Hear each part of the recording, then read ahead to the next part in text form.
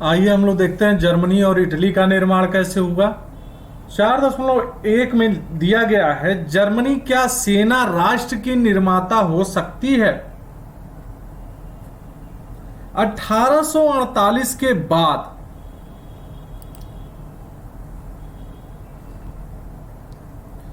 1848 के बाद यूरोप में राष्ट्रवाद का जनतंत्र और क्रांति से अलगाव होने लगा। ठीक है,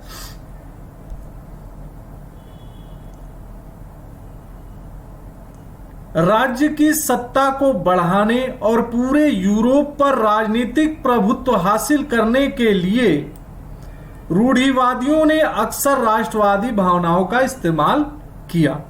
देखिए, राष्ट्रवादी भावना मैंने बताया था आपको कि एक राष्ट्र के निर्माण पर जोर देने के लिए क्या थी, प्रोत्साहित होती थी, जिसमें क्या था, जनतंत्र बृहद रूप में भागीदार था और क्रांति के रूप में भी लोगों द्वारा सहयोग किया जाता था, क्रांतिकारियों के द्वारा। ठीक है, यहां पर क्या हो गया कि जनतंत्र और क्रांति से अलगाव हो गया। ठीक है ना, राष्ट्रवाद का, यानी एक राष्ट्र होने का जो विचार था, इससे कौन से लोग हटे, जनतंत्र यानी जनता, जो मजदूर थे, निम्न वर्ग के लोग थे, क्रांतिकारी लोग क्या हो गए, अलग हो गए। राज्य की सत्ता को बढ़ाने और पूरे यूरोप पर राजनीतिक प्रभुत्व हासिल करने के लिए, संपूर्ण यूरोप पे, ठीक है, रूढ़िवादियों ने अक्सर राष्ट्रवादी भावनाओं का ही क्या किया, इस्तेमाल किया।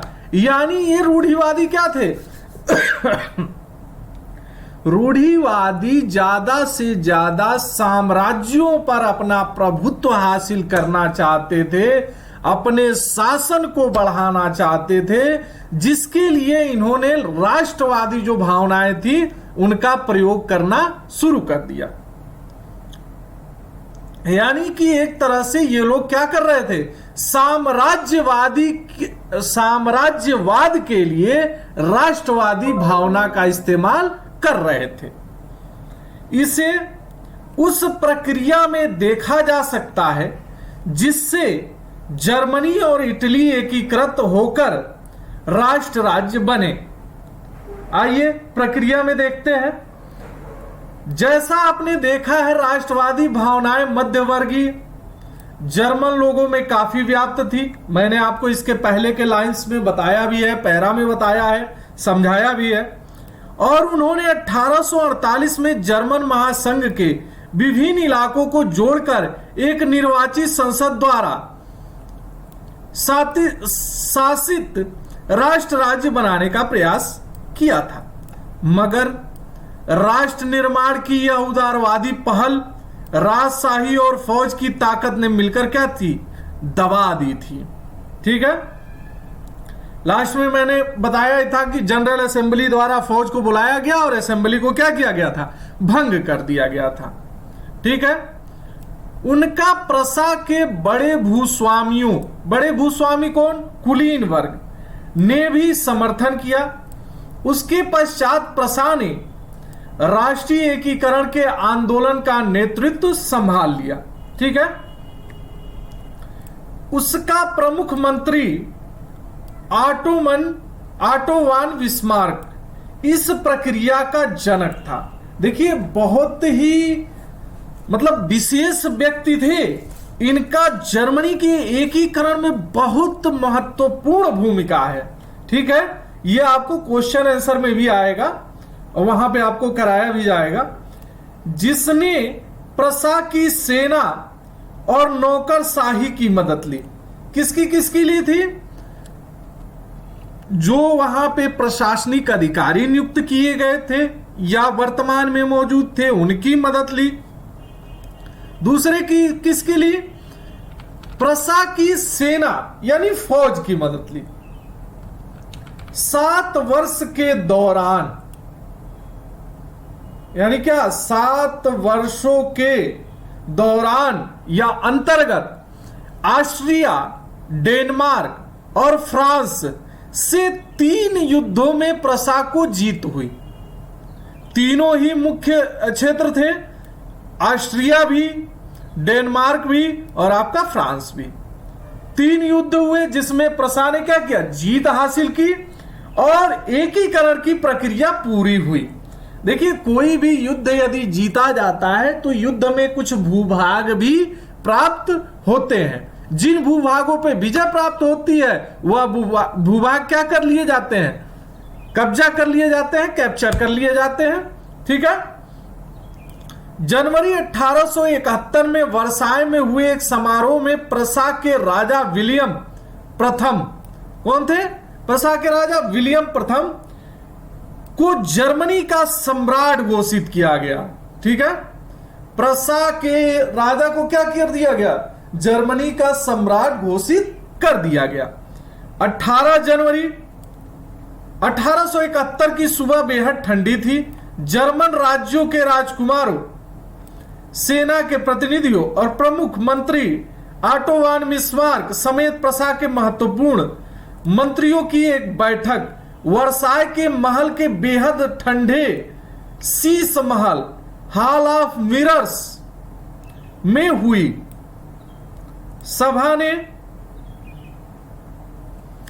प्रसा के काइजर विलियम प्रथम के नेतृत्व में नए जर्मन साम्राज्य की घोषणा कर दी। ठीक है ना। तो विलियम प्रथम के नेतृत्व में क्या किया गया, एक नया साम्राज्य घोषित किया गया जिसका नाम क्या किया गया था, जर्मनी रखा गया। जर्मनी में राष्ट्र निर्माण प्रक्रिया ने प्रसा राज्य की शक्ति के प्रभुत्व को दर्शाता था। यानी जर्मनी जो राष्ट्र बना था वह किसके कारण था, प्रसा ही तो जर्मनी के नाम से परिवर्तित हुआ था। तो यह कहीं ना कहीं, अब चूंकि भूभाग बड़े हो गए थे क्योंकि इसने 3 युद्धों पर विजय प्राप्त की थी, अपने क्षेत्र का भी विस्तार कर लिया था, इससे कहीं ना कहीं यूरोप में इसकी शक्ति का प्रभुत्व दिखाई देता है। ठीक है। तो देखिए, युद्ध में जो विजय प्राप्त करता है उसे लोग क्या कहते हैं, शक्तिशाली कहते हैं या मानते हैं। उसी तरह से प्रसा को भी शक्ति प्रभुत्व दिखाई दे रहा था, लोगों के द्वारा प्रसा का भी शक्ति प्रभुत्व दिखाई दे रहा था। नए राज्य ने जर्मनी की मुद्रा, बैंकिंग और कानूनी तथा न्यायिक व्यवस्थाओं के आधुनिकीकरण पर काफी जोर दिया। अब चूंकि नया नया राज्य घोषित हुआ था जर्मनी, तो इसने क्या किया, कुछ चीजों में विशेष ध्यान दिया। पहला नंबर क्या, मुद्रा यानी करेंसी कौन सी होगी। दूसरे नंबर बैंकिंग यानी कि व्यापार के लिए जो मुद्राएं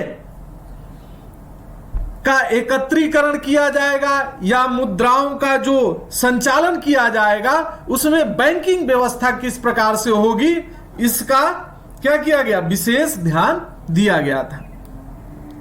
कानूनी तथा न्यायिक व्यवस्थाओं के आधुनिकीकरण पर भी काफी जोर दिया गया। प्रसा द्वारा उठाए कदम और उसकी कार्रवाइयां बाकी जर्मनी के लिए अक्सर एक मॉडल बना। ठीक है ना।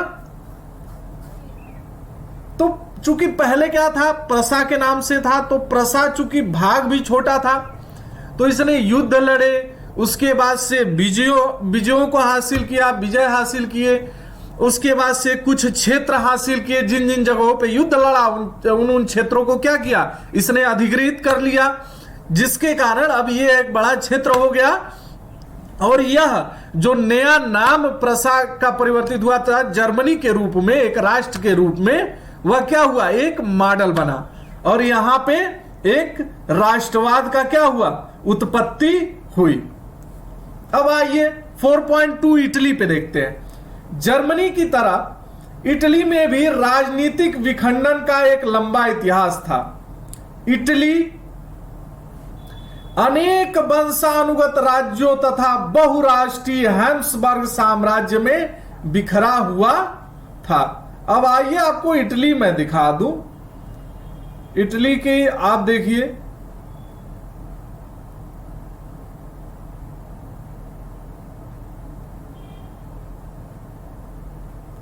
ये जर्मनी का एकीकरण है। अब चूंकि देखिए यहां प्रसा इतना ही क्षेत्र तो है, यही क्षेत्र तो प्रसा का है, और जब जर्मनी बना तो इसने ये क्या किया, ये सभी क्षेत्रों पे अपना अधिकार स्थापित कर लिया। ठीक है,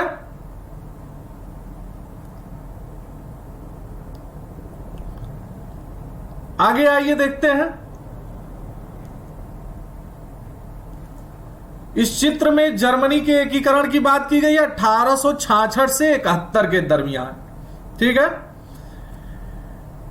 जर्मनी की तरह इटली के अनेक वंशानुगत हैब्सबर्ग साम्राज्य में बिखरा हुआ था। ठीक है, इसके नीचे देखिए 19वीं सदी के मध्य में इटली 7 राज्यों में बटा हुआ था। कितने राज्यों में था? टोटल 7 राज्यों में बटा हुआ था इटली 19वीं सदी के मध्य। ठीक है, जिनमें से केवल एक सार्डिनिया पिडमांड में एक इतावली राजघराने का शासन था। ठीक है, उत्तरी भाग ऑस्ट्रियाई हैब्सबर्गों के अधीन था। मध्य इलाकों पर पोप का शासन था। कितने लोग हो गए? देखिए यहां पे लिखा जा रहा है केवल एक सार्डिनिया पिडमांड, ठीक है, राजघराना था। उसके बाद से क्या था? उत्तरी भाग में ऑस्ट्रियाई हैब्सबर्ग थे, मध्य इलाकों पे पोप थे। ठीक है ना, तो अलग अलग क्षेत्रों में कहने का मतलब क्या है, अलग अलग क्षेत्रों में अलग अलग प्रकार का शासन था। दक्षिणी क्षेत्र में स्पेन के बुर्बो राजाओं के अधीन थे। इतावली भाषा ने भी साझा रूप हासिल नहीं किया था और अभी तक उसके विविध क्षेत्रीय और स्थानीय रूप मौजूद थे, यानी बहुत सारी छोटी छोटी भाषाएं बोली जाती थी। ठीक है, आइए 1830 के दशक में जुसेप्पे मैस्सिनी ने एकीकृत इतावली गणराज्य के लिए एक सुविचारित कार्यक्रम प्रस्तुत करने की कोशिश की थी। उसने अपने उद्देश्यों के प्रसार के लिए यंग इटली नामक एक गुप्त संगठन भी बनाया था। वहां पे इसके पहले हमने बताया था कि जुसेप्पे मैस्सिनी ने क्या किया था, यंग यूरोप और यंग इटली नाम के 2 संगठन बनाए थे। यही यंग इटली की चर्चा यहां इटली के एकीकरण में इनकी की गई है। 1831 से 1848 में क्रांतिकारी विद्रोहों की असफलता से युद्ध के जरिए इतावली राज्यों को जोड़ने की जिम्मेदारी सार्डिनिया पिडमांड के शासक विक्टर इमेनुएल द्वितीय पर आ गई। इस क्षेत्र के शासक अभिजात वर्ग की नजरों में एकीकृत इटली उनके लिए आर्थिक विकास और राजनीतिक प्रभुत्व की संभावनाएं उत्पन्न करता था। ठीक है, मंत्री जो प्रमुख मंत्री थे कावूर, जिसने इटली के प्रदेशों को एकीकृत करने वाले आंदोलन का नेतृत्व किया। ठीक है, तो इटली जो 7 प्रदेशों में बटा हुआ था उसको एकीकृत करने के लिए जो योजनाएं तैयार की गई, जो आंदोलन बनाए गए या किए गए, उसका मुख्य रूप से नेतृत्व कौन कर रहा था? कावूर। ठीक है, न तो एक क्रांतिकारी था और न ही जनतंत्र में विश्वास रखने वाला था।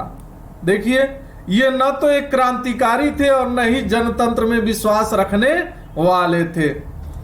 इतावली अभिजात वर्ग के तमाम अमीर और शिक्षित सदस्यों की तरह वह इतावली भाषा से कहीं बेहतर फ्रेंच बोलता था और फ्रांस से सार्डिनिया पिडमांड की एक चतुर कूटनीतिक संधि जिसके पीछे कावूर का हाथ था से सार्डिनिया पिडमांड 1869 में ऑस्ट्रियाई बलों को हरा पाने में कामयाब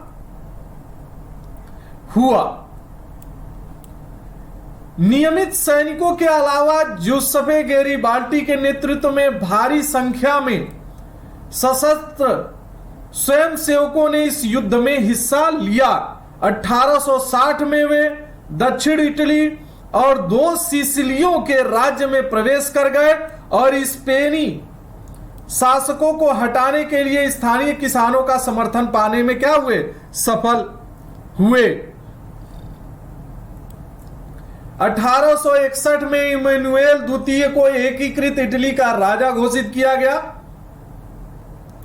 मगर इटली के अधिकांश निवासी, जिनमें निरक्षरता का दर काफी ऊंची थी, अभी भी उदारवादी राष्ट्रवादी विचारधारा से अनजान थे।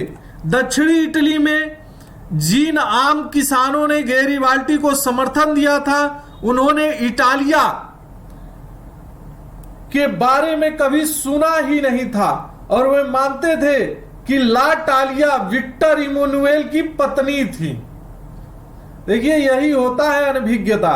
यदि किसी जानकारी से आप अनभिज्ञ हैं तो चीजें वास्तविक कुछ और होती हैं और आप समझ कुछ और लेते हैं। चलिए आ जाइए 4.3 ब्रिटेन।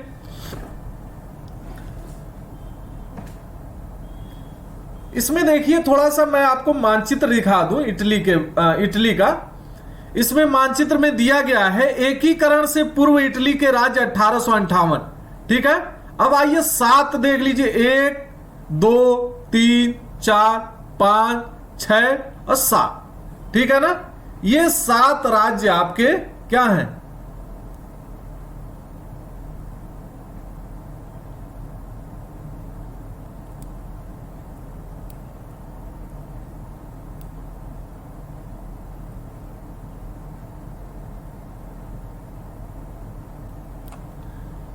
अब यहां देख लीजिए इस मानचित्र को। एकीकरण के बाद इटली नक्शे में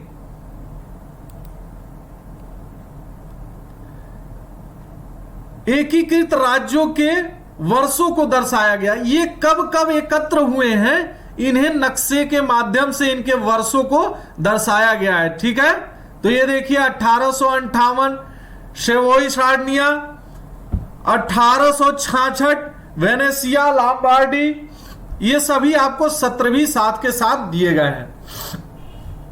अब आइए देख लेते हैं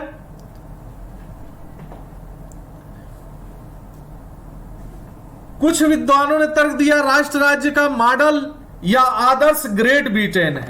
ठीक है ना, ब्रिटेन में राष्ट्र राज्य का निर्माण अचानक हुई कोई उथल पुथल या क्रांति का परिणाम नहीं था, यह एक लंबी चलने वाली प्रक्रिया थी। अब ब्रिटेन के बारे में जान लीजिए। नतीजा था 18वीं सदी के पहले ब्रितानी राष्ट्र था ही नहीं। ठीक है, 18वीं सदी के पहले क्या था? ब्रितानी राष्ट्र ही नहीं था, उसका अस्तित्व ही नहीं था। ब्रितानी द्वीप समूह में रहने वाले लोगों, कौन कौन से लोग थे? अंग्रेज, वेल्स, स्कॉट, आयरिश की मुख्य पहचान नृजातीय।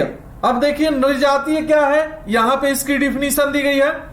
नृजातीय एक साझा नस्ली जनजाति या सांस्कृतिक उद्गम अथवा पृष्ठभूमि जिसे कोई समुदाय अपनी पहचान मानता है। ठीक है ना, इन्हीं लोगों को क्या कहते हैं? नृजाति कहते हैं। इन सभी जातीय समूहों को अपनी सांस्कृतिक और राजनीतिक परंपराएं थी। ठीक है, लेकिन जैसे जैसे आंग्ल राष्ट्र की धन दौलत, अहमियत और सत्ता में वृद्धि हुई, वह द्वीप समूह के अन्य राष्ट्रों पर अपना प्रभुत्व बढ़ाने में क्या हुआ? सफल हुआ। आप ब्रिटेन देखेंगे या यूके देखेंगे तो बहुत सारे द्वीप आपको दिखाई देंगे आज भी नक्शे में। तो वही चीज यहां पे बताया गया है। एक लंबे टकराव और संघर्ष के बाद आंग्ल संसद ने 1688 में राजतंत्र से ताकत छीन ली थी। ठीक है ना, ताकत छीन ली। इस संसद के माध्यम से एक राष्ट्र राज्य का निर्माण हुआ जिसके केंद्र में कौन था? इंग्लैंड था। इंग्लैंड और स्कॉटलैंड के बीच एक्ट ऑफ यूनियन 1707 से United kingdom of great Britain का गठन हुआ। ठीक है ना, तो किसके किसके इकट्ठे होने से? इंग्लैंड और स्कॉटलैंड के बीच। ठीक है ना, क्या हुआ था? एक्ट ऑफ यूनियन हुआ था, एक अधिनियम बनाया गया था। ठीक है, 1707 में, और तभी से इसका नाम क्या हो गया? United kingdom of great Britain. United kingdom of great Britain हो गया। ठीक है, इससे इंग्लैंड व्यवहार में स्कॉटलैंड पर अपना प्रभुत्व जमा पाया। इसके बाद ब्रितानी संसद में आंग्ल सदस्यों का दबदबा रहा। एक ब्रितानी पहचान के विकास का अर्थ यह हुआ कि स्कॉटलैंड की खास संस्कृति और राजनीतिक संस्थानों को योजनाबद्ध तरीके से दबाया गया। ठीक है ना। स्कॉटिश हाईलैंड्स के निवासी जिन कैथोलिक कुलों ने जब भी अपनी आजादी को व्यक्त करने का प्रयास किया, उन्हें जबरदस्त दमन का सामना करना पड़ा। स्कॉटिश हाईलैंड्स के लोगों को अपनी गेलिक भाषा बोलने या अपनी राष्ट्रीय पोशाक पहनने की मनाही थी। ठीक है ना। उनमें बहुत सारे लोगों को अपना वतन छोड़ने पर मजबूर किया गया। आयरलैंड का भी कुछ ऐसा ही हश्र हुआ। वह देश कैथोलिक और प्रोटेस्टेंट धार्मिक गुटों में गहराई में बटा हुआ था। अंग्रेजों ने आयरलैंड में प्रोटेस्टेंट धर्म मानने वालों को बहुसंख्यक कैथोलिक देश पर प्रभुत्व बढ़ाने में क्या किया? सहायता की। ब्रितानी प्रभाव के विरुद्ध हुए कैथोलिक विद्रोहों को निर्ममता से कुचल दिया गया। वोल्फ टोन और उसकी यूनाइटेड आयरिशमैन 1799 की अगुवाई में असफल विद्रोह के बाद 1801 में आयरलैंड को बलपूर्वक यूनाइटेड किंगडम में शामिल कर लिया गया। ये देखिए, यूनाइटेड किंगडम यानी ग्रेट ब्रिटेन का क्या हो रहा है? एकीकरण हो रहा है। और एकीकरण जब भी होगा तो आसपास के जितने भी बिखरे हुए क्षेत्र होंगे उनको क्या किया जाएगा? अपने में समाहित कर लिया जाएगा, यानी उन्हें एक तरह से अधिग्रहित कर लिया जाएगा। वही कॉन्सेप्ट चल रहा है यहां पे। एक नए ब्रितानी राष्ट्र का निर्माण किया गया जिस पर हावी आंग्ल संस्कृति का प्रचार प्रसार किया गया। नए ब्रिटेन के प्रतीक चिन्हों ब्रितानी झंडा, यूनियन जैक और राष्ट्रीय गान God save our noble king को खूब बढ़ावा दिया गया और पुराने राष्ट्रीय संघ में मातहत सहयोगी के रूप में ही रह पाए, यानी सहयोगी के रूप में क्या हो गए? समाहित हो गए।